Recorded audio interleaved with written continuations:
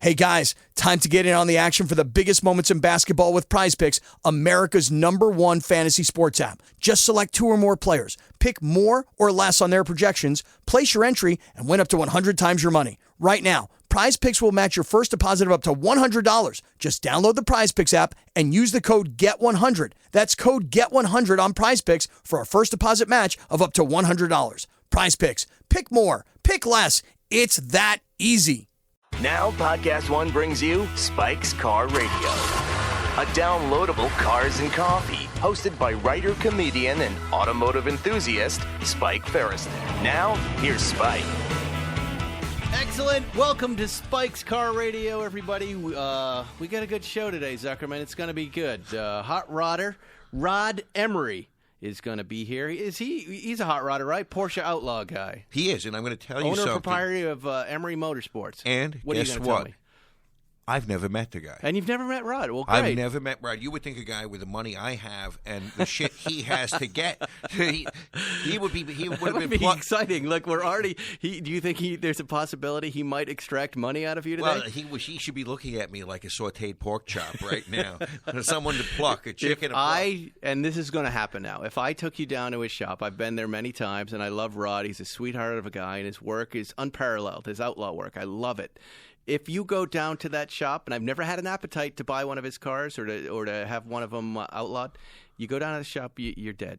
You immediately see what he's doing, and you want yeah, anyway. You want it, but I think he also is a great restorer, too. He is. We're going to get into all that stuff, but I don't want to get too far ahead of it. Look, I was at, have you been down to the LA Auto Show? I know. There's people there. I don't want to be there.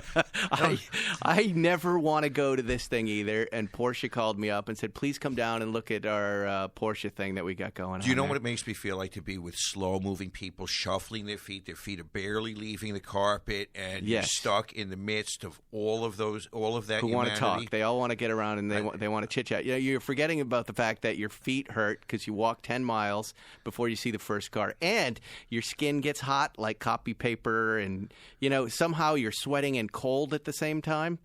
And then you ask me if I want to go there. Yeah, let's go. Because they got cars. There is no way. Well, let me tell you what they had down there. They had, and this is really interesting to me, the cars that we like, and Porsche has its own wing. And you walk in, and you see everybody from Magnus to all the Porsche guys. I know Rod, I'm sure, was there. And they had the GT2 RS. Okay. On one side, and they had this in their little lineup there. They had the GT2 RS. On the far end of these 3 cars, they had the touring package GT3, which I sat in and Very I played exciting. with it. And in between it, they had the 911T, the new touring entry-level lightest 911. You know the car I'm talking about, right? We talked last time. I said they are going to be a mass producer of specialty vehicles. But isn't that interesting that they put that car between these two because great it's cars? new. It's new. It's something that the average person can actually afford. That's special. That's special, right? Everyone wants special. No one wants to be normal. No one wants regular. I think this is a car for the purist on a budget, right? The Porsche purist on a budget. It had the little fabric door pulls. It just looked like between the 3 cars sitting there, that would be the one I would probably drive 200,000 miles on. But it does kind of remind me of an RS America 964. Yeah, it's not much of anything but door pulls and a couple of gimmicks. Right. I sat in the GT2 RS, by the way, and it makes you crazy. It instantly makes you crazy. It's one of the most beautiful creations ever. It's insane. I predict that you and I are splitting one, right? We're still doing that? Yes. I predict we put about 700 miles on it total. It's going to be one of those, huh? It's one of those. It's going to be the greatest thing to drive twice a year. But like a Carrera GT? Like a Carrera GT? Or an RS 4.0. No, a lot easier than a Carrera GT. Oh, yeah, RS 4.0. But somewhere between a GT3 RS, this last version, and a Carrera GT. That's where I'd put this in the drivability category. Right. What do you think? Well, you know what? I don't disagree with you. 700 horsepower designed to go around the ring 10 seconds faster than the 918. It doesn't sound like it was really designed. Where are we doing that around here? Have you ever been in a GT2? But I've been on the track in a GT2, and both times it scared the crap out of me. because I'd be blasting around at like 80 miles an hour and just have a little kink in the track, and I would lose the back end of the car, and I would go, what? Where do you feel that? Do you feel that in the lower part of your bowels, your stomach, or your heart? But it terrifies me. Cars like that terrify me on the track because it just in a moment when you're not thinking, like you, a road rager, an accomplished road rager, in a moment when you're not thinking, you might take that right into a telephone pole. Okay, I have a great idea for this LA car show. Yes. We get 2 cardboard cutouts of ourselves, and we send those to the car show, and we have pictures taken. Look, our cardboard cutouts are enjoying that car. Yes, they are enjoying the car. Well, I'll tell you what else was very prominent was plug-in vehicles were everywhere. I don't know if I showed you, but they have Range Rovers and Range Rover Sports that you plug into an electrical What does thing. that do to Tesla? What is it? Everybody was especially Volkswagen, who's in deep shit over the diesel scandal. Who can They were remember just that? rolling out like 50 electric vehicles. And it's coming on strong. But the most off-putting image for me was this Range Rover autobiography or whatever it was. Plug-in. Range Rover plug that you plug it into the wall. Can you imagine what that does to the lights? Talk about a brownout. It just didn't seem what Range Rover was all about, right? It seemed odd, so but to me. I don't know. I guess we're all going to have to get Are the used Mission to that. E cars plug-in, or they somehow charge themselves? Ooh, that's a good question. They can't charge themselves. They're all electric. That's not possible, right? I don't know. No. But, interesting that Tesla last week or 2 weeks ago rolled out that little Tesla two-seater that they say is going to be faster than the Mission E. I couldn't help but think that was a direct attack on the Mission E.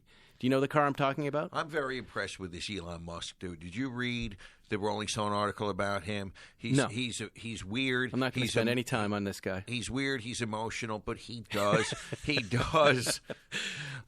change the world. Well, I don't have it in front of me, but I thought I read it was this car, this Roadster, this new one is 0 to 60 in 1.9 seconds. What does that do to your bowels? Well, I just wonder if there's a lot of conjecture on whether it's real or not, whether that's a real car or whether that could really happen. But that's pretty fast, Z. 1.9 seconds? Well, we get to teleportation. That's what we're going to be. You're going to be there faster than time. At what point do you accelerate so quickly that you die? That's my question. Well, let's just take a look at Abbott and Costello go to the moon. All right. Well, Rod Emory's here. I can see him walking in. Here he comes right now. He's very excited. Hi, Rod. How you doing? Good Rod to see Emory, you. How are you? Good. Do you know the real Zuckerman, Paul Zuckerman? met. We've never We've never officially I know met. virtually, but not for real. Really? Sit down and get on a mic. So you know him virtually. You see him on Instagram. I do. Yeah. I do. Keep close to the mic there. Okay. What do you like about Zuckerman's feed? I'll put him on the spot. Thank you. Yeah, I do. Yeah, wanna- exactly. Tell well, the you know, truth. Tell the truth. No, what I like about it is great photography, right? And It's okay. and amazing cars. Yeah, yeah. You know, which it's for me. That's what it's about. I mean, Right. I love Instagram just because it gives us all an opportunity to kind of peek into each other's little keyholes. I know and what he likes the best. Peek into our keyhole, Zuckerman. Peeking. I like peeking and Peeking. peeping. Peeping. No, let's not talk about Peeping peeping. through keyholes. But I know which one he likes the best. Which one? The 59 Carrera GT, the ice racer. I would guess. Maybe right, maybe wrong. That's a pretty slick little car. Yeah. I think the first time I saw that car was at Dana Point a few years ago. That's Yeah. what, Yeah. I remember the first time I found it in a magazine and sent it to Seinfeld, as I often do. Things I can't afford. Can you buy this? And he bought it. And somehow this clown ended up with it. Yeah, And well, have you ever put the the spike tires on it? To go where? I don't know. That might be the first thing that I do is put spike tires on that thing and drive Well, of around course, LA. Spike would put spike tires Yes. on it, right? Yeah. This is now. Who is the racer in that car? Simon Bostrom. Simon Bostrom, Swedish ice racing car. It had thin little tires on it, and if you imagine 2 or 3 inch spikes on it, and it would race around in these ice racing competitions in Sweden. right? Yeah. Do I have it right? Yep. Yeah. Yep. Wow. And someone put those spikes in the tires. Those were put on by hand, right? Yeah, they're hammered through basically from the inside. They're amazing. So how does little tires. that work? You hammer it. How does Well- that not make the tire flat? Well, there's a couple different. Yeah, there's a couple. There's That's a lot. a good question. Yeah, Why there's, are you laughing at that? Because it's just funny. there's a lot of different ways they do them. I mean, sometimes they're screws. They go in from the back or from the outside, and then a lot of times when they do spike them through the inside, then they put a liner on the inside that then will keep like the tube from being punctured. So Are there? Yeah, I know. How do you How many know? ice racing 356s are out there? not very many, but Jeff Zwart's little Gamund was a Swedish ice racing His car. was too. It was, yeah. Wow. Yeah. I didn't and know that that. car's in my shop right now. So that Wow. was a Swedish ice racer before it came here. It's hard to say Swedish ice. Swedish. How do those Swedish things? ice How racing. does the Gamoon drive? Like a 49 Volkswagen. Really? No, I mean they're pretty amazing little cars. I mean they're really lightweight. Like the SLs, well, the 356 SL that I restored, the Le Mans winning Right. cars got a lot of camshaft, right? So it's a lot of slip in the clutch, and Right. and the car's really lightweight. A regular Gamund is a little bit more, civilized. It's got a little bit more interior, and the engine is a little easier to drive. So it drives like an old Volkswagen. Okay, but can you feel the 356-ness in it? Absolutely, yeah. I mean, it's it's going to have. A 356 just runs a little smoother than a Volkswagen, just the way that just everything about them, the way that the car is put together. But when you're driving them, I mean, you can't deny the fact that it's a 356. So, Rod, we were just There's so talking much about the spirit that LA carries- Auto Show. Yep. Well, you were down there. I saw on your feed. No, I was at the Porsche Design launch that's- at the new Porsche smart Design man. store. Yeah. Uh-huh. So Do you go to the LA Auto Show? Do you like auto shows? I kind of steer away from the Why? auto shows a little Again, bit. another one. Why do you steer away?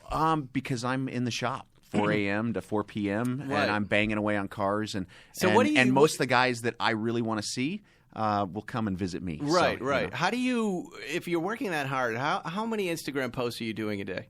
Like I try to do maybe 1 or 2, maybe. I feel piggish with 2, right? I do about 2. Every once in a while 3 if I'm gotta- really excited, just to kind of keep people He's got a great engaged in what following. we're doing. Yeah, no, it's a huge following. Well, I want to start with you at the beginning. You're a third generation builder. Third generation. I am. Yeah. This Yeah. Emory Motorsports started with you, right? And your It wife. did. But what was going on back in the beginning? Who's grandpa? Yeah. And what was his deal? Well, my grandpa, Neil Emory, grew up in Burbank, and in the he was born in the 20s and had actually I think 1912, but he went to high school, went all the way through school here in Burbank. And when he was 12 years old, or 11 years old, he was delivering newspapers in Toluca Lake. And then met somebody that was over at Warner Brothers that had their car parked in a dirt parking lot when he was in high school. And he said, hey, can I clean your car for you?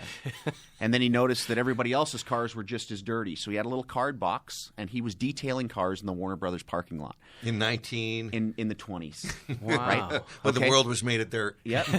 and he's cleaning the cars, right? Charlie and, Chaplin and then, star, right? And then Who a else couple has of a these, car at that point? yeah, Keystone Cops. there were a handful of guys, and and of course they were all dark colors, and So and then what happened was these guys were like, hey, can you take it and get the oil changed? And, he didn't even have a driver's license, but it just kind of led into this thing where he's kind of facilitating the service and maintenance on some of these cars, and then next thing you know, can you customize it a little bit?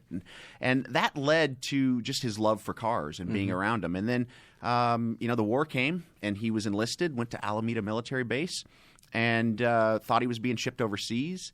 My dad was born just shortly after that, but while he was at Alameda, one of the generals crashed their car at night, probably a little bit of shenanigans, and asked if there was anybody that knew any body and paint. And my grandfather hadn't really done any, but he raised his hand and said, I'm up for it. He ended up hammering out the fenders, doing the body work, and they made him head of the motor pool at Alameda Military No Base. kidding. So he never got shipped off to war. Instead, he did the maintenance and repair, and then when the generals had a little spare, when there was a little spare time, he started actually doing some custom work on their cars while he was enlisted. Then So he very organically gets it. Are there there's no such thing as an auto body shop and a paint shop back then? Does it there not was. exist, or Yeah, they're just there was. You need yeah. to know a guy. There's no yellow pages or Nah, anything. there's no Mako and Right, you know right. cheap. And I'm thinking about detailing, like no McGuire's, no No. problems. Yeah, there's no nothing. It was just, right. it was So he's quite a just bit inventing different. it pretty much. He's kind of just rolling with it, right? Right. And so then gets. What is the metal they're banging on back then? Is it Oh, aluminum or is no, it it's steel? It's It is steel. Yeah, and it's Real thick. steel. It's real steel. Wow. It's nice and thick, you know. And you had to manhandle it. And so he was banging fenders in the during the war. Gets out of the war, and he and his brother-in-law in 1947 decided, let's start this business. And they got a little building, actually, it's on the street up from where Leno's place is. Mm-hmm. It was like this small little tiny building, and started doing some hot rodding and custom car stuff. And then in 1948, his best friend, Dean Batchelor, you guys know that name. He was, editor of Road and Track and one of the most legendary, writers in automotive history and journalism. He had this idea that he wanted to break the land speed record. And in 1948, he sketched an envelope-bodied streamliner and had Alex Exidius, who started SoCal Speed Shop, build the platform, build the chassis and flathead. And then my grandfather. What is the land speed record at that point? 48 miles an hour? Well, there was a lot of different. There's obviously different classes, but they were going for, like an envelope or like a streamliner speed record, Breaking a ton, as they say, with a flathead. And they their goal was to go 150, 175 miles an hour. I can't Think even about imagine. that in those kind of vehicles. Yeah. Right. Boy, talk I get about- nervous at and 105 We were just talking about where in my you feel Speedster. fear. What part of your bowels? Just all of a sudden, yeah, you're You must sketched have out. known your grandpa knew Eddie Meyer and Bud Meyer, all those guys. All those guys, because it was all the hot rodding culture. Began right here in the valley. Right on the other side of the hill in the valley. So Dean said, let's build this thing. So my grandfather built a complete aluminum body, and that's the car that everybody knows as the SoCal Streamliner, Wow. which was the first hot rod over 200 miles an hour. And that led into just, my grandfather was a very subtle customizer, but drastic but subtle. So everything he did was hard to pick out. But he really pioneered channeling and sectioning cars. Barris and Winfield and those guys, they chopped tops and did kind of wild fins and all kinds of stuff. My grandfather went the kind of hard route, took meat out of the middle of the car because he loved the European styling cars. European styling was a lot thinner in the body and a lot sleeker. And he loved the old Cicitalias. He loved all the the early pre-war stuff that came out of Europe, and he kind of introduced some of that styling into the hot rods, custom cars that he was building. Did you get to work with him and how old were you when that started? Yeah, so This is the coolest grandpa story It is, ever, right? Unbelievable. so What my was your grandfather doing, Zuckerman? He was driving a cab from 29 to 85. That's a pretty That's cool a pretty job. cool story, too, Yeah, that's though. not bad. Yeah, You he liked had him, one right? of those little change things that like at the carnival where you click out the pennies, nickels. That's what he would give me for Hanukkah. I'd get a change maker. how That's cool is so that? funny. One of my grandfathers was weights and measures in New Bedford, Massachusetts. So he went around to the delis and made sure no one was putting their thumb on the scales or that gas Right. wasn't. And the other one was a gyno, a doctor, OBGYN. He was a little. Too bad. You could have picked that up like Rod. He never Picked let up me his skill set. Well, I did in certain ways, but Oh, let's not even go there. You know what else? My grandfather gave me one of those balls that you put on the steering wheel. Oh yeah. Oh, he the gave Brody you one of knob. those? A Brody Wow. knob. Yeah, oh, Brody man. you knob. guys Yeah, have the they coolest outlawed those grandpas. things, but I Yeah, still have one on my. They'd fling off. I with still your have hand. one on my tractor. you so really? when we're out on That the was farm. such a thing in high school. Like, do not put that on your steering wheel because Right. the cops will bust you. Yep. I was terrified of that. Okay, great. well, I had a Brody knob at 9. I couldn't do much with it, nor did man. I had the Brody knob You and the had the change knob. maker. Two things I couldn't use. You used it as a. Put it on the outside of your that's fist, right. Zuckerman. Yeah. Punch somebody in the face. So Grandpa takes you under his wing. Well, so a How few years old? later. What- So were you 4? Were you 2 before he started pushing this on you? yeah, well, I was kind of born into it. I mean, so All my those pictures of you as a kid. What Yeah. documentation. So my What pictures? What grandfather. are we talking about? Come on. You won't? You follow He his doesn't thing? follow me. No, I So, do yeah. see. He's I got met- pictures of him at like 3 years old in the I do, coolest of course cars I follow we him, but I want haven't seen today. He's 3. He's in Oh, dune really? buggies. I just he's have in missed those Porsches. pictures. He's hanging off the car. No, Yeah. I have a question about a photo on your feed, but we're going to get to that in a little bit. Let's get so to yeah, it. so everybody know my history, my family history goes back to custom cars and Right. Fords and Chevys. But then it's like, how did I end up in this Porsche world? And Right. So in 1961, my grandfather, one of his good friends, was the guy Chick Iverson, that had a little used car lot in Toluca Lake. Yep. He had just purchased the Porsche Volkswagen dealership in Newport Beach. And he says, Neil, he said, you're always complaining because nobody wants to do true custom work. They just want to paint cars now, because this is now in the 60s. They didn't want to, chop and channel. They just wanted to do crazy paint and, stuff. So he says, and insurance work was coming in. So, and it wasn't the same in the 60s as it was in the 50s, true custom building and hot rodding. So Chick says, come to work for me. So my grandfather packed up the family, moved to Newport Beach, and became the body shop manager of Chick Iverson Volkswagen Porsche. My dad had just graduated high school, so he went to work at the dealership as a detailer and then became parts manager. So, my dad's the parts manager, my grandfather's the body shop manager, my uncle is my grandfather's apprentice. So that was in the 60s. And then in the 70s, right before I was born, my dad had an opportunity. He saw that all these Porsche dealerships, back then there were dealerships in literally every other city. I mean, there were like 100 in the state of California. Little tiny tiny. things, 2-3 cars, Yeah, right? all over the place. Wait, you're so Neil is your grandfather. What's your dad's name? Gary And your uncle is Don? is Don. Right. Yeah. So And how many of them had beards? all of them. They were all bearded except guys, for me. right? I'm the only Bearded hot non-bearded guy. rodders. So my dad, he's running the parts department, and this is a pretty fascinating story because here's all these Porsches. Porsche was building 356s, the 912s, 911s, and then later in the 60s they were developing the 914, and then the 914s came out. So there were all these different models, and the cars were changing so rapidly in those years that the parts departments were filling up, literally like exploding with parts. They didn't have any room for them.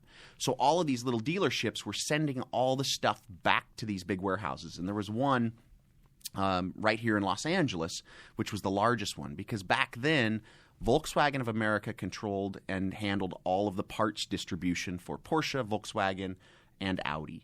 My dad's like, okay, so all these parts are going back. What are they doing with them?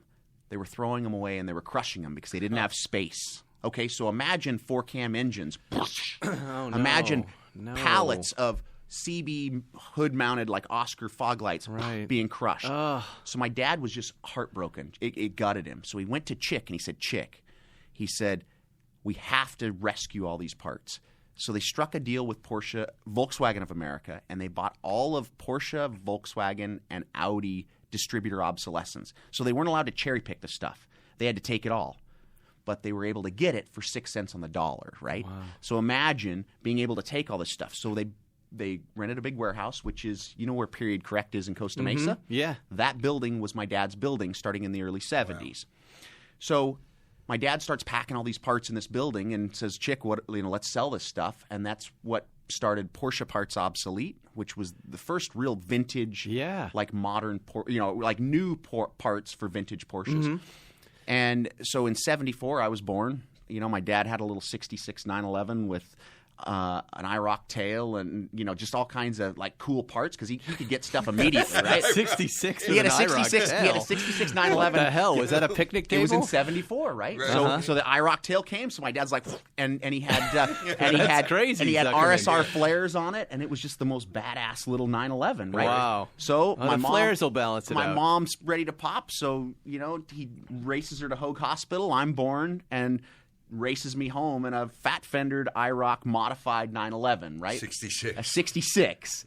So the whole, now Pop that mic in front of you there. yeah. So I really was just kind of born into this, Right. as far as the kind of culture. And then by 3, 4, 5 years old, I was in the parts department with my dad. My mom would send me to work with my dad. And, while everybody else is playing with Legos and Tinker Toys and Lincoln Logs, I was literally in the shop trying to just kind of fit stuff together. And by 8 or 9 years old, my grandfather started showing me how to gas weld.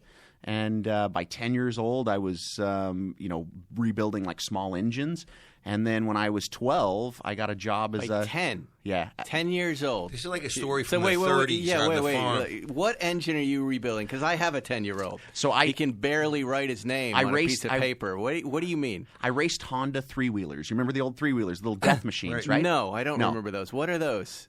Motorcycles? It's a motorcycle with three wheels, right? Oh, okay. Yeah. Oh, the trike. Yeah. So so this was early 80s. Right. And so my dad got me a little Honda 110. I rebuilt the engine on that. I got a 250R. Well, what do you I mean? rebuilt You the took it apart I by literally, yourself?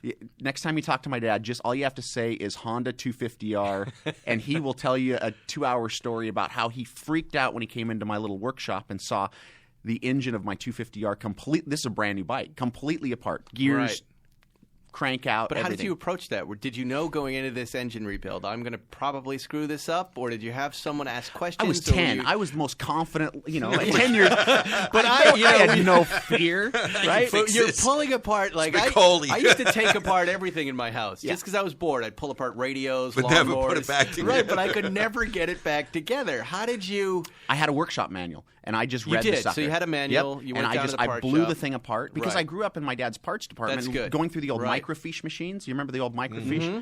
So that's how I learned Porsche parts. Was going through there. I would pull the microfiche. I'd put it in there. I'd look for a part. At the time it was like a Sebring exhaust. So much fun. And I'd pull it. Sebring look at a exhaust little on figure and I'd look at the number little and a little figure and line. I'd blow it You're up. like, and where then do I find that? I'd get the Oh, part boy. number. And then I'd go back in my dad's warehouse and I'd find that part. Right? Oh, wow. It was like treasure hunting. Yeah. At 6 years old. You know. That's great. So I was just kind of like I learned. I just fell in love with like parts and mechanical stuff, and so I started rebuilding engines. And then I got hired by a top fuel drag racing team when I was 12 years old. Hey, kid, work around these highly flammable objects. So And we're only going to pay you and we'll pay you in cigarettes, kid. so literally that's the way it was. It was like Bad News Bears. It was all of us. But you're flipping out, right? Because I was flipping these out. cool guys who drag race want you to work for them. Absolutely. It's the greatest. So a guy named Tom Topping, who actually used to own the building that. What do they want you to do for them? I was the left side engine mechanic. So I tore apart the left side of the engine and then At put 12. it back together at 12. And then by 13, our team was Nostalgia Top Fuel Drag Racing Champions.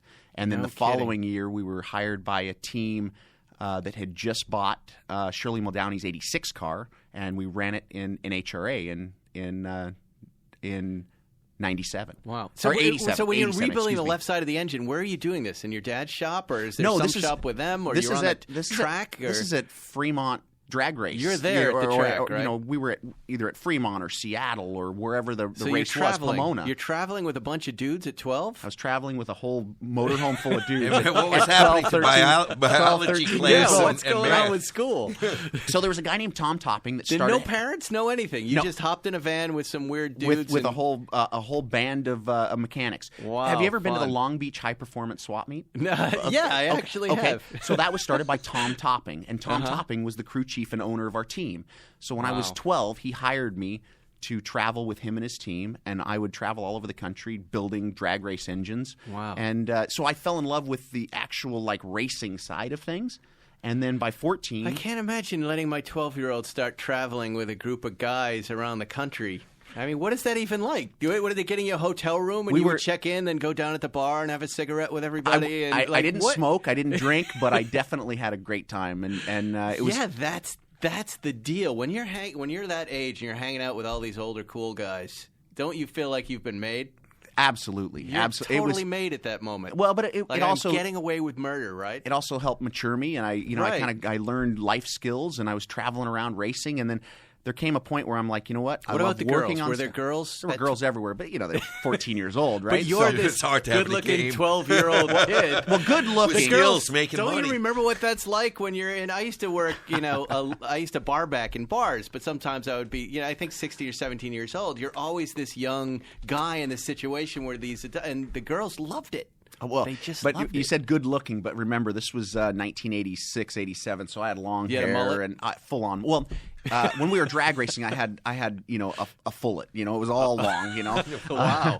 But That's a completely different guy. And did you guys win? Were there big losses, or the left side of the engine blow, and they would all the blame time. 12-year-old? Absolutely. What are you doing? Well, so there were. Why did we hire this? There were sixth grader. No. So get To this. fix the engine. So get this. So the entire crew Yep. were 12 to 15 years old. Come on. So our driver was a guy. Like a Siegfried and Roy Did fantasy. I not? all Did of I a not sudden. tell you that it was like Bad News Bears, right? So Tom Topping had a son, Yeah. Gene. He was the bottom side mechanic. He was my age. We went to school together. And then another kid, Jason Oliver, that now runs the high performance swap meet. He was the right side mechanic, and then I was the left side mechanic. And so we were three guys that were 12 to 15 years old, traveling around the country, and we were nostalgia top field drag racing champions, winning everything because we practiced harder, we worked harder, and Tom would run us through drills. So we had a garage in Trabuco Canyon where every day after school we'd come home from school and he would drill us on tearing the engine down and putting it back together, and teaching us what to look for. And so in 45 minutes from a hot pass, running 692 in a front engine top fuel dragster, we could bring the car into the pit, we could tear it down hot, put fresh rings, pistons back in, fuel system back on, chute packed, clutch redone, and done in 45 minutes, ready for the next run. Incredible. And so it was just this kind of Incredible. Did culture you ever get injured, burned? all the time. My hands were calloused Right. as a kid. You could touch a hot engine. I could touch a hot You engine. can touch anything. All right. So we're- anyways. we're talking to Rod Emory. We're going to take a break, and we'll be right back with more Spike's Car Radio. When you're looking to buy a car, you want to make sure that you're getting real pricing on actual inventory. Unfortunately, a lot of times this isn't the case. People configure cars online only later to find out they're not available. This just happened to my brother. Well, with TrueCar, you get real pricing on actual inventory. This is not pricing offered by TrueCar, but pricing from an actual dealer. And not just any dealer, but a TrueCar certified dealer. This is a carefully curated network of dealers committed to transparency and offering you a competitive market price. Using TrueCar, you can easily find the car you want. Next, TrueCar will show you what other people in your area paid for the same car you're looking for. Now you know what a fair price is, so you can feel confident. And don't we all want to feel confident? Over 3 million cars have been sold to TrueCar users by the TrueCar Certified Dealer Network. There are over 13,000 TrueCar certified dealers nationwide. You will work directly with a TrueCar certified dealer contact. TrueCar users are more likely to enjoy a fast buying process when they connect with TrueCar certified dealers. TrueCar users save an average of over $3,000 off MSRP. When you're ready to buy, visit TrueCar to enjoy a more confident car buying experience. Some features not available in all states. And guess what? I'm not telling you what features and what states. Hey, my name is James Petrogallo. I'm Jimmy Wisman. Please join us every single Tuesday for Crime in Sports. So fun. You like sports? You don't have to. Let's just set up a context and find out what an idiot did wrong. What I do like you it. say? I'm in. We're going to do that each and every week. We take an athlete, we break him down, we make fun of everything he's ever done. Yeah. But in order to do that, we have to build up and tell you all about their career and get you to what, James? To grace. And then right. watch them fall from grace Who as they doesn't like that? inevitably do. Join us. Big criminals, small criminals, sports you've never heard of. Yeah. Doesn't matter. It's the crime. It's the comedy. It's such a good time. I Join love it. us every Tuesday for Crime in Sports. You can join us every Tuesday at podcast1.com, the Podcast One app, or subscribe on all Apple products. Find us every Tuesday and laugh at people. You're listening to Spike's Car Radio. All right, we're back with Rod Emory from Emory Motorsports and the Real Zuckerman, and me, of course, Spike Ferriston from Spike's Car Radio. We were chatting, whenever I throw a commercial break, everybody relaxes and they really start talking. And Zuckerman and Rod Emory are in a bromance right now. They've never met. They have the little Instagram girly accounts, and they're all excited to meet each other. right, yes. And I've just learned that I haven't been to Rod Emory's new shop. I was at your Burbank shop, and I was blown away. And Yeah. there's now something bigger and better. We're What- 2 what's miles that? down the road. Right. We just we moved in and Before I yeah. get into that, I just want to Emory Motorsports. What is your mission statement for the people who don't know who you are, Rod? to continue to save every Porsche 356 and models that I get my hands on, and to just continue to evolve and build cars that people want to drive. You're a builder, and your primary builds are Porsche Outlaws, right? Do Correct. you restore cars back to preservation cars, or are you just doing Outlaws? Or are you bespoke, or what is it? Yeah, what is it? Well, we build about 12 cars a year, and 10 of those, on average, are all 356 Outlaws or Emory Specials, which are, kind of the cars that I'm known for. But we always have one or two special projects that I'll do, that I'll take a car exactly back to a point in time. Right. There's plenty of guys out there that do an amazing job building full Concours 356C coupes. That's not the space that I'm in. But the last one of the last cars I restored was the first Porsche race car and the first Porsche to win the 24 Hours of Le Mans. That's the Gamon car, right? The 356 SL. Yeah. So we've seen a lot of that took car. that car exactly back to how it raced in 1951. That's a pretty big cherry that you got that commission. Because Yeah. I'm sure there were a few other guys out there that would have given their I've made a major contribution to that restoration. Yes, Really? you did. A very giant one, if not the biggest. I was there. Contribution. I was there when you did And that. I have a special text. I have a special, little, Tell everybody about what happened, because it was such a funny little moment. You have a picture of me that same night laying. I do. Yes. I do have a picture All right. that I keep very special here on my phone, and someday I'll put it up on Instagram for everybody to see. I'm pulling it up right now so you can see it. This is, I believe, Rod, here you can look at this picture. Is that the picture you're talking about? Yes, that is This the is picture. Zuckerman in all his splendor, laying So back, good. pointing and telling us why he's right and wrong about everything. And that was about. we love this picture of him, and you can see the beautiful Porsches in the background. It's in Jerry's hangar, Hangar 9, the Very porn cool. hangar, by the way. We call it the porn hangar because before Mr. Seinfeld took possession, they were shooting pornographic movies in the hangar. And I was lucky enough to be able to tour it. I've been at the airport for 20 years. I didn't know this was going. There were 10 showers in it, little rooms and then showers right next to them. Disgusting. And they'd been just cranking out porn for decades in there, and now it's Seinfeld's. Anyway, this is the day that we were going through a little book of pictures, and I'll let you pick it up from right there because we found a picture of a very special car in there. Yeah, what an amazing day that was for me. So this was about 3 or 4 weeks before Pebble Beach, 2016. Right, that's right. And I'd been on a journey of discovering and then restoring Porsche's first race car and the first Porsche to win the 24 Hours of Le Mans. And, there's very limited information about that car. That's right. And if you want to have a look at it, everybody, it's on his Instagram feed. It's got a 4 and a 6 on it. Yeah. You'll see it, silver. All right. Amazing car. And the history was lost. There were 4 cars that were built so that they could start the testing and then show up at Le Mans in 1951. And one of the cars was totaled and destroyed, and then the other 3 were prepared, but only 2 went to Le Mans in 1951. And of those 2, the number 47 car crashed in night practice, so it never made the start of the race, and the number 46 car was the winner.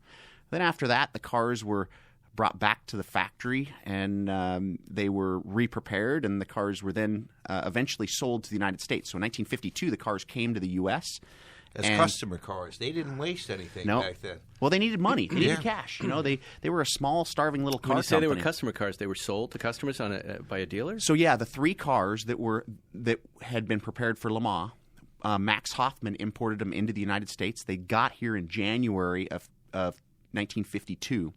Max sold the 3 cars. One of them went to Mexico to compete in the La Carrera Panamericana. That was chassis number 54. One of them stayed on the East Coast to race, which is chassis number 55. And then chassis number 63, which is the car that I restored, was brought to the West Coast. And John von Neumann was one of those Porsche dealers that I was talking about, little Porsche dealerships all over the Southern California These are the basin. titans of the early racing days, all these names. Yeah, John von Neumann had Competition Motors on Ventura Boulevard in Studio City, and or whatever they called it then, Studio City now. But he was a race car driver, and he took this little 356 SL, raced it 3 times. He raced it at Golden Gate Park. Well, he raced it first at the Pebble Beach Road Races. Then, can you imagine? Then Torrey Pines. Can you imagine the Pebble Beach, those trees, that road, and that car, Zuckerman? We're up there bombing around. The glory days, right? Yeah. It was Holy amazing. moly. Little tiny tires and hay bales, Yeah. So he raced it 3 times, Pebble Beach, Torrey Pines, and Golden Gate Park. And then he's like, I got to make this thing lighter and faster. So he took it over the hill, Hollywood Boulevard. There was a How light is it at that point, anyways? Though, well, it's pretty light, 1,350 pounds, right? And he's got to make it lighter. Yeah, and he's going to make it lighter. So a modern day Porsche is what about the light ones are 3,000 pounds, right? Yeah, they're so this thing's somewhere like in there. 1,400 pounds. Right. So he's going to make it lighter and faster. So and what's the horsepower of a car like that at that point? 50 or 60? 45 horsepower. So there was a coach builder on Hollywood Boulevard, Emil Diet, and he was a famous guy. He was a famous guy. Some Duesenbergs yeah, and some other some weird amazing stuff, right? Yes. So Emil, John von Neumann takes the little 356 SL to Emil and says, cut the roof off. So they cut the roof off. They cut the rear deck lid out. They removed the dash, and they made it look like, a Spider, as close to it as possible. And then von Neumann continued to race it as a convertible. And then in 1956, a guy named Chuck Forge purchased the car, and he owned it from 1956 until he died in 2009. Whoa. And I had known Chuck, most of my life, going to the Monterey Historics and putting my head in his deck lid opening and looking at the car. What was he doing with the car? Was he keeping it to himself, or was he racing showing it at the Monterey Historics every every single year? year. So it was out there Every single Did year. you know it was a Le Mans car? No. He did not. No. What did he think it was? One of the SLs that came to the U.S. He Right. had a hunch that it was one of three cars. Right. The winning car was definitely one of those three cars, but nobody knew which one because, for one, there was no documentation on chassis numbers that said which car was number 46, 47, or the other car. So then how do you verify it? Well, that's where I come in. So, and that's where the story for me really begins. The 46 car was a car that I loved as a child, as a kid. I'm growing up in my dad's parts building, and you kind of gravitate towards certain cars. And the number 46 car was a car that I've always just admired. When I built my first car when I was 14 years old, it was a 53 coupe. And I modeled it after the 46 car. I split the windshield, which a 53 doesn't have a split windshield. And it also has external bumpers, right? So my first car that I built, I split the windshield. I put body bumpers on it. I drilled holes to put fog lights in the front. I put hood straps on it and built a vintage race car that was like my version of the number 46 car. How close was it? Well, it wasn't a replica. It was just inspired by it. Where is this car right now? I donated it to charity in Oh, you did? 2010. That's So a it whole other exists. story. It still exists. Wow, Yeah. cool. I've always been a kind of a student of that car, right, and the Right, early Porsche right. stuff. And when people say, "Oh, Rod, you build Outlaws," well, I'm really just building cars just like Porsche did when they built their race cars in the early days, making them lighter, making them faster, better lights, better drivability. So at the races at Monterey Historics every year, I'd go, and one of the cars that I gravitated to was this little 356 Roadster because it was one of the SLs. And so I started kind of looking at it, and I'm like, there's something different. And one of my clients loved that car, which is the owner of the 356 SL, Cameron Healy. And we said, man, someday we got to own that car. And when Chuck Forge was alive, he says, I'm going to keep it until the day I die. Well, when he passed away, his estate contacted a few people, possibly even your buddy Jerry. I don't know. But I was one of those first calls. When they said, Rod, Chuck Forge's car is for sale, I said, we'll take it. And we bought it. Just like that. Just like that. Wow. We'll take it. I Because wish I could ask the question, but I'm not. No, go ahead. He's not going to answer. It's gauche. I Yeah. want to know. It's not. What did it? Well, yeah. What was it? What was it? What was How the number? much? what was it? Well, I can't disclose exactly what the number was, but Was it seven figures? it was near 7, right? Oh, So, What a bargain. Oh, my God. well, it was, But still, you think about what you're getting at that point. You're getting a lot of. There's some question marks. but it's a modified race car. It's a modified race car, right?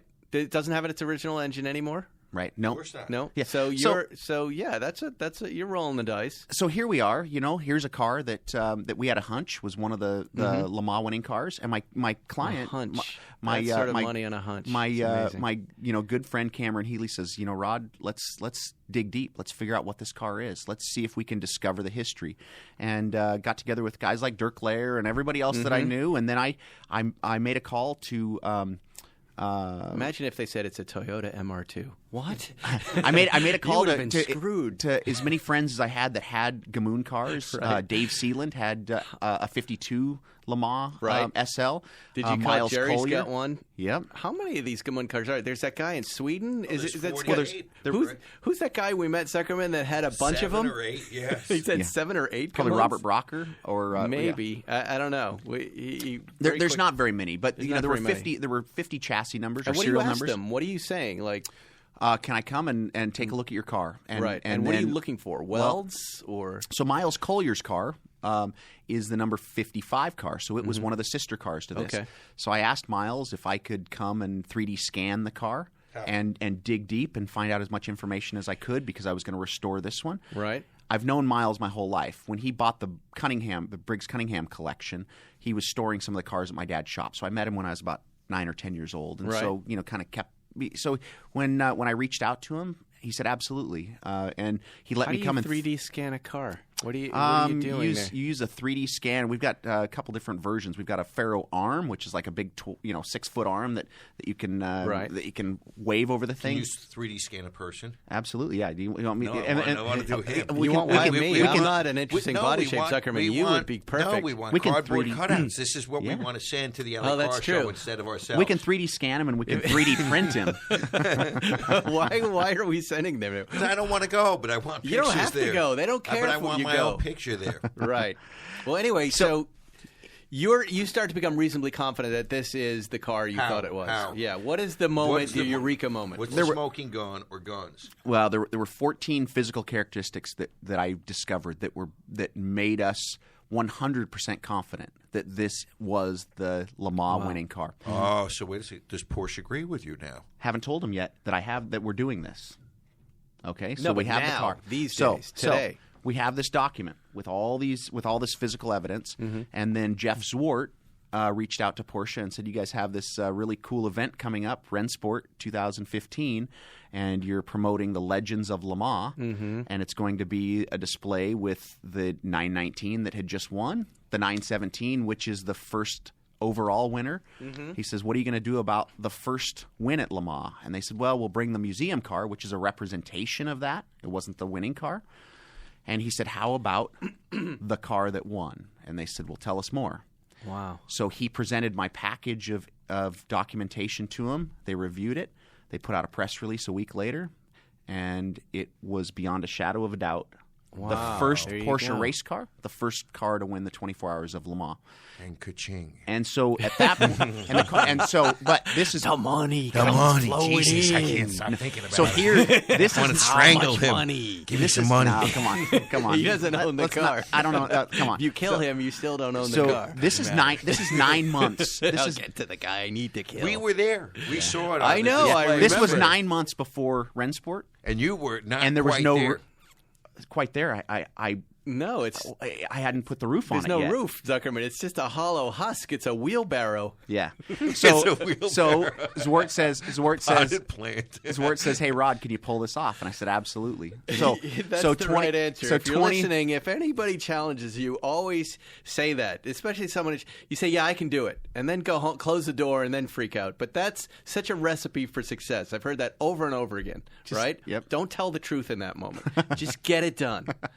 Well, so we had Porsche said that's fine, and we told them that we were going to display it in bare aluminum and bare steel, so that everybody could really see the true car and see Right. that it wasn't just a replica. And that was And- really because you weren't going to be able to finish it. Yeah, I mean, no, there was no way that we were going to be able to finish it. Of course. And we didn't want to shortchange the restoration. We wanted Right. to do it right. But I knew that we could get it in a state that it could be, a complete representation of the car, and we displayed it at Pebble or at Monterey at Laguna Seca. Beautiful. And Yeah. everybody Like fell in love with it again, just like they did when it won. And explain to everyone how I saved the day. That's Yeah. what I'm let's getting get there. to the I'm getting important there part. because The I'm getting important there part. because that's 12 months later, right? So now the car is in restoration, and Rennsport reunion goes, and then everybody says we got to have this thing at Pebble Beach in 1 Yeah. year. So I've got to now get this car. We're not just building a race car. Now we're taking it exactly back to a point in time, right? And is the owner saying to you, whatever it takes, Rod, I don't do care what you what do. this costs, just It get wasn't about money. This was about preserving history. Right. And Well, it's and- always and about he said money. I mean, you're doing an awful lot of work. Yeah. But he just gave you carte blanche to do whatever you want. To Well, get it's Cameron was my first client. I started Right. building cars for him in 1993. Right. So this is a long-standing relationship. So there's never a question of, because I've always taken care of him. He's always taken care of me. So it was, let's get this car done. Let's do it exactly the way that it needs to be, and let's get it right. And so we had to pick an exact point in time to restore the car, which was Le Mans, because race cars evolve, right? They Right. change. Exactly. Every race, the car is different. So we chose Le Mans 1951. But there's only a handful of pictures. There's only a handful of documentation. There's Right. very limited information. And Cameron went to the Porsche archives. They gave him what they had. I scanned everybody's cars. I dug through everybody's history, Jerry let me come and peel the Look at carpet his back good on one. his car and really. What does Porsche have as far as files like from 1951? When you say they go into their archives, what does that look like? Is that like a manila folder that they open up? No, or at the museum they've got an amazing archives they department. do. They do. And is it micro? How does it come to you? Photographs and digital stuff. They're digitizing everything. I've never been there, but So was your sense that they're now collecting that stuff and putting it in files, or that all along they've been keeping records like this? Because my sense of them is they weren't really keeping good records back then, they right? weren't really keeping good records. They were a small company that was building cars in a Right. barn, and stuff was getting moved from building to building. And So now they're kind of feverishly putting all that together, they are. so it'll be but, there. A lot of the files from the 50s were burnt in a fire. I don't know the details of the fire, but there was a lot of records and pictures and documentation that disappeared in the 50s. And so it was a challenge, a big challenge. And I had to recruit a lot of the guys at Porsche, Thorsten Klein, Grant Larson, Tony Hatter, all the new Porsche Right. designers that I personally know. They reached out to everybody they knew to get as much information as possible. The only way that we got the interior information was Herbert Linga is the only living person that was on the build team and one of the mechanics back in 51, 52. Wow.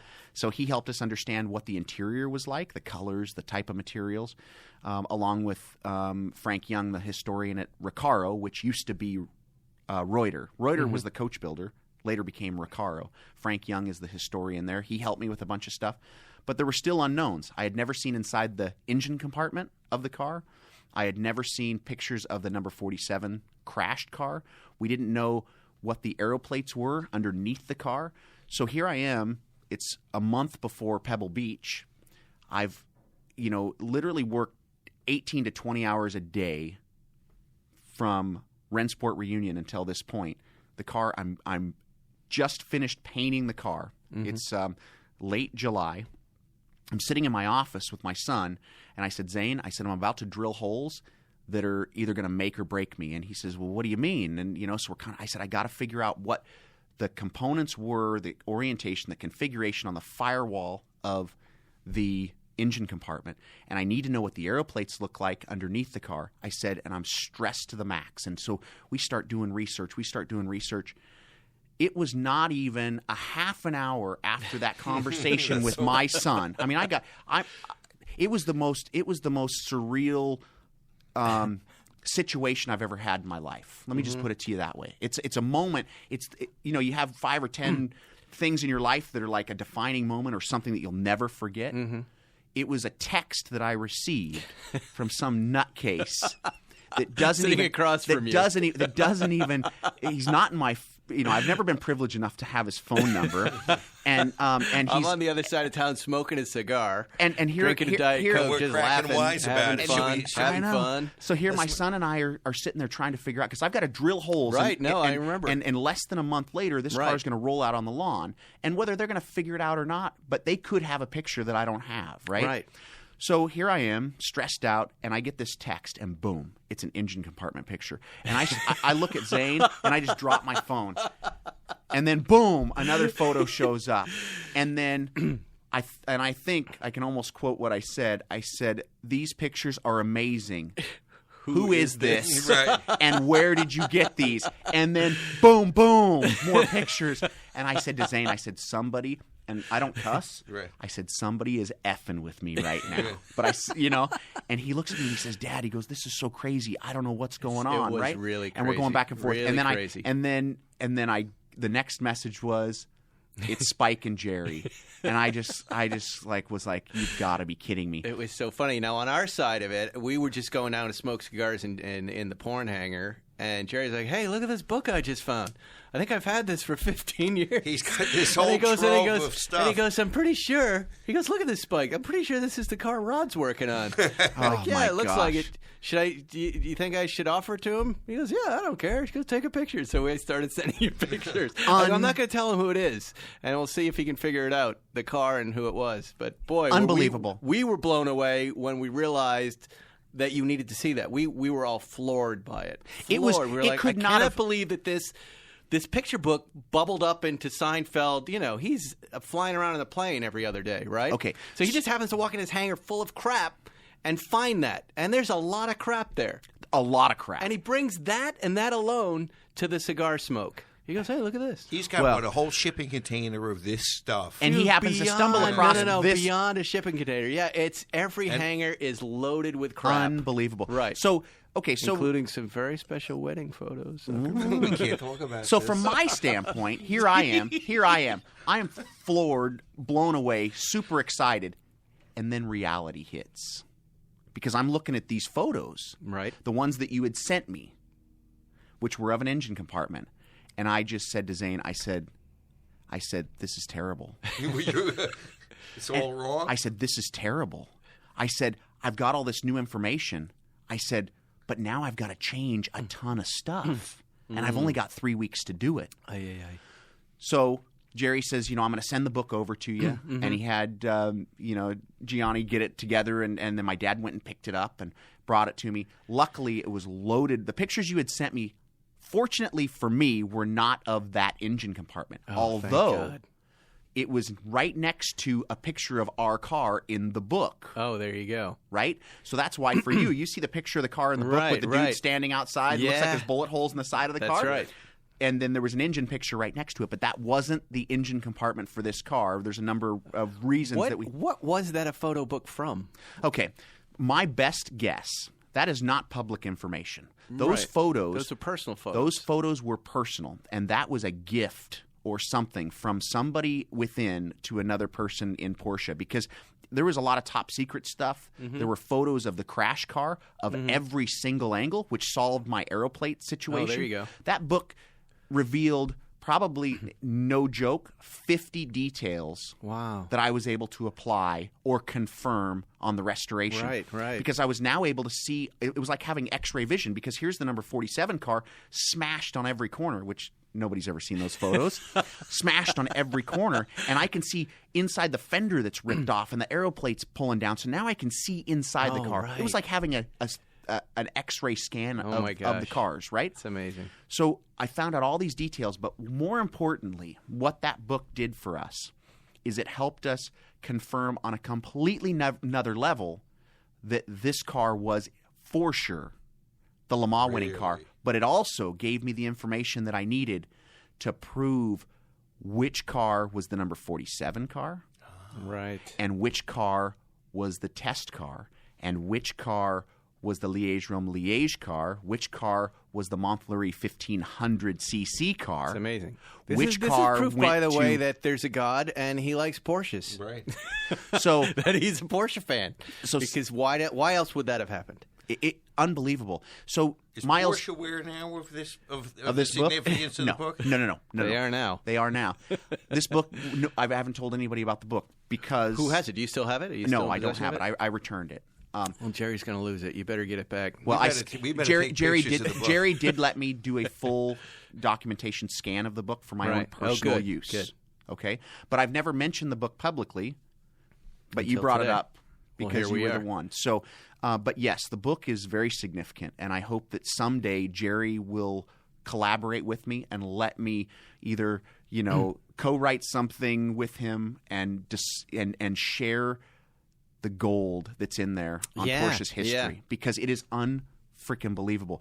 Not just on those three cars, but also a handful of other things that I would love to share with him sometime. Yeah. But so do we know who ended up with the crashed car? I do. Can you say? No. I can't here. I really don't think we should because it's something that I know. I know There's the more details. coming. There's more to the story. There's we have so beautiful much things more. to look forward to. There in is the so future much And I here. wouldn't, if I owned the crashed car, I wouldn't give a crap. Right? It is unbelievable what's in that book. And so Miles Collier knows that the book exists and has asked I'm going to call this episode The Book. I had no idea that this book was so important or that it was a secret. You should go back in time, read it in the bathroom. We should because wasn't that called the book? We're going to the bookstore. The bookstore. That was George. We should we're going to see Jerry this weekend, Zucker. We should I think this book try to take this book is the missing ask link. him to bring the book. No, ask him to bring the book tomorrow to coffee. Yes, you should. Okay. You will be blown this away. is good because I'm gonna wrangle Seinfeld into doing the next podcast. So we'll run that episode right after this, and we'll start with talk about. Did the you book. ever Now spend we have any- a reason and to... where the book came from and some of the other. Yes, Yeah. and some of the other books he's in possession of. Yes. So like the wedding. the way that book was put you asked about the book. The way the book was put together, it's amazing. It's handcrafted. Mm-hmm. It's got an emblem on the front. You open it up. It's got rice paper in between the photos, like each page. But it is just the people, the clothing they're wearing, it's the the greatest. details in the buildings, the photos. There's a photo in there I'll talk about. I'll talk about one photo that was unbelievable. It's a photo in the Reuter factory in 1951 when they were assembling these cars, and all the Porsche guys were standing around a little cabriolet, and right behind it I can see the louvered quarter window of the car, and I can see it assembled, which is it's those moments. I mean, every page I turned, hair stood up on my arms. Wow. It was To a just- T. It's so. Well, there you go. There was I asked everybody if they wanted to ask questions of Rod Emory today, and I'm sorry we didn't get to him. But someone did say, "What makes the hair on your arms stand up?" And there I you go. want to know, Rod, what makes. And you just heard it. Well, we're out of time, man. This was excellent. We Greatest could go story on ever. for another 2 or 3 hours. You got to come back at some point, and we'll talk more My about pleasure. Porsches. In the meantime, follow Rod Emory on Instagram. He's awesome, and I follow you there. I saw the Smash GT3 RS, and I pick it up tomorrow. Huh? It's you done. do? It's It's done fixed. finally? Fixed, There you yep. go. That makes me happy. Yep. That must have been a horrible accident, but we'll talk about that next time. Zuckerman is at the real Zuckerman, and he just keep in mind he's a miscreant. He's a vile human being. So if he contacts you on Instagram, don't respond. And I'm at Spike First, and you can say hello to me too. This is Spike's Car Radio. We'll see you next week, hopefully with Seinfeld and Zuckerman and myself out in Malibu. Thanks for listening to Spike's Car Radio. Download new episodes every Wednesday on the Podcast One app or subscribe now at Apple Podcasts or PodcastOne.com.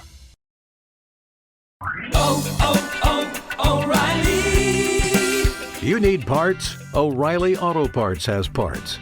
Need them fast? We've got fast. No matter what you need, we have thousands of professional parts people doing their part to make sure you have it. Product availability. Just one part that makes O'Reilly stand apart. The professional parts people.